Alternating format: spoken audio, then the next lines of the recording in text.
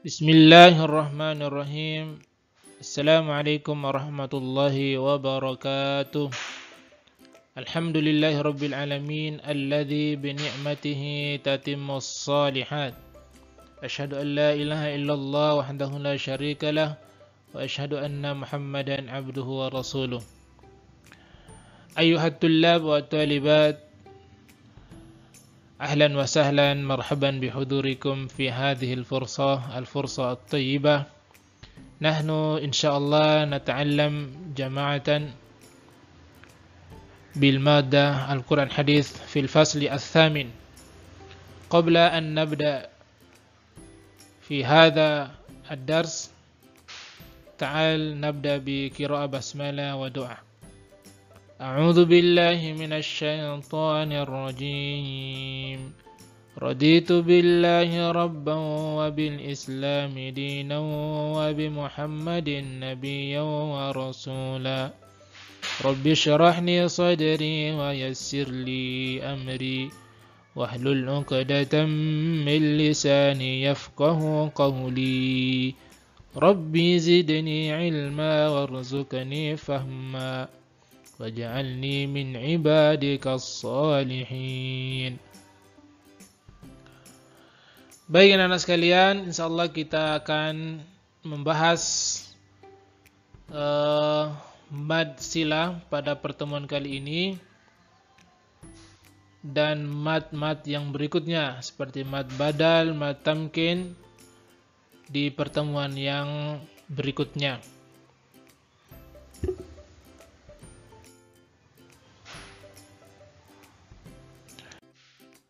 Anak-anak sekalian, tujuan dari kita membahas mad ini adalah bisa menjelaskan hukum bacaan mad silah, ya. Nanti juga ada mad badal, mad tamkin dan mad farqi.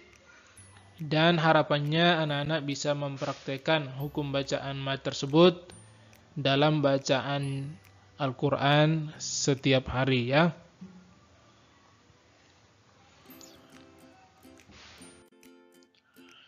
Pembahasan yang pertama, bahasan akan membahas tentang pengertian mad silah. Mad apa? Mad silah. Kemudian yang kedua, macam-macam mad silah. Kemudian yang ketiga, beserta dengan contoh-contohnya, ya. Yang keempat, soal yang berkaitan dengan mad silah. Yang pertama, anak sekalian, kita akan membahas tentang pengertian mad silah. Mad itu sendiri artinya panjang. Ini sudah kita bahas ya dulu di kelas 7. Sedangkan silah artinya ya menghubungkan, hubung atau sambung, menyambungkan. Ya. Secara istilah, ya, bacaan yang terjadi karena adanya hak dhamir. Karena adanya hak dhamir yang tidak didahului sukun. Tidak juga didahului oleh bacaan panjang.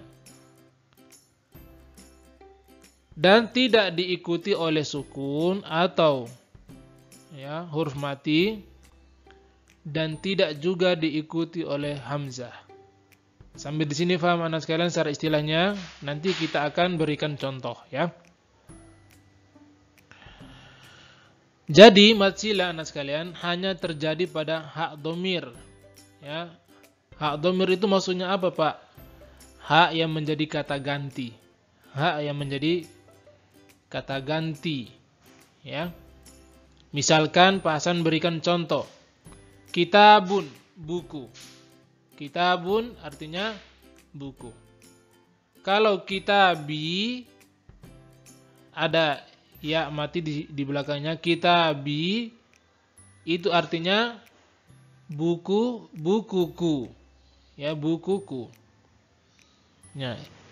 Ya, sukun yang terjadi yang ada pada kitabi ya ditambah ya itu namanya kata ganti. Baik, kalau kitabuhu, kitabnya, Ya, kitabnya, nya laki-laki. Ya, kitabuhu, kitabnya. Nah, hu-nya disebut, ha itu disebut dengan ha dhamir, kata ganti. Kitabnya, nya itu adalah kata ganti, ya. Namun tidak semua ha dhamir itu mengandung mad silah. Ya, mad silah itu terjadi karena ada ha dhamir. Ingat-ingat, mad silah terjadi karena ada ha dhamir. Namun ha dhamir tidak semuanya dibaca mad silah. Nanti ada pengecualian, ya. Baik, kita masuk ke yang kedua, yaitu macam-macam mad silah. Yang pertama, mad silah qasirah. Mad silah qasirah artinya mad, ya, bacaan mad silah yang hanya memiliki panjang 2 harokat. Ya. Ya, tidak lebih panjang, ya. Panjangnya hanya 2 harokat. Pasang berikan contoh.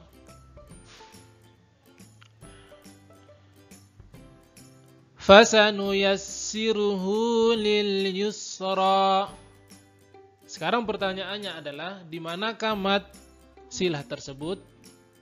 Anak-anak bisa menjawabnya. Di manakah mad silah tersebut? Nah, jawabannya adalah tadi adanya ha dhamir. Ya, ha kata ganti. Di mana dia? Fasanuyassiru hu, ya, jadi ada kata-kata ha di situ, hu, ya, ha dhamir di situ, maka dia adalah mad silah. Fasanuyassiruhu lil yusra. Ya, kalau kita terjemahkan di dalam bahasa Indonesia, maka kami memudahkannya, lil yusra, ya. Maka kami memudahkannya. Nya di sini adalah kata ganti. Nah, di sini anak-anak hu-nya dibaca panjang 2 harokat. Fasanuyassiruhu, hu 2 harokat. Fasanuyassiruhu lil yusra. Tapi kan tadi ada syarat-syaratnya. Sebelumnya anak-anak sudah melihat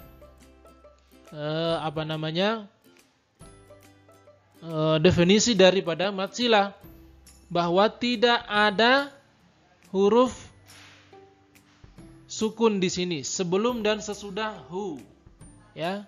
Ada ha dhamir di sini, sebelum dan sesudahnya tidak ada huruf sukun. Kalau ada huruf sukun maka dia tidak boleh dipanjangkan, ya.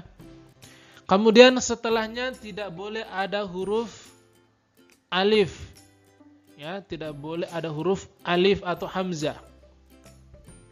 Ya, kalau ada huruf alif atau hamzah, huruf yang hidup, maka dia bukan sila qasirah, tapi sila yang kedua nanti adalah sila tawilah.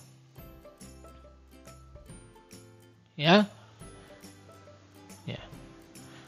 Kemudian berikutnya, sila yang kedua adalah sila tawilah, bacaan panjang yang lebih dari 2 harokat, boleh 4 harokat, boleh 5 harokat. Ya, jadi mad sila tawilah panjangnya adalah 4 sampai 5 harokat. Sedangkan mad sila qasirah hanya 2 harokat. Terjadinya mad sila anak-anak sekalian karena ada ha dhamir bertemu dengan huruf hamzah atau alif hidup. Nah,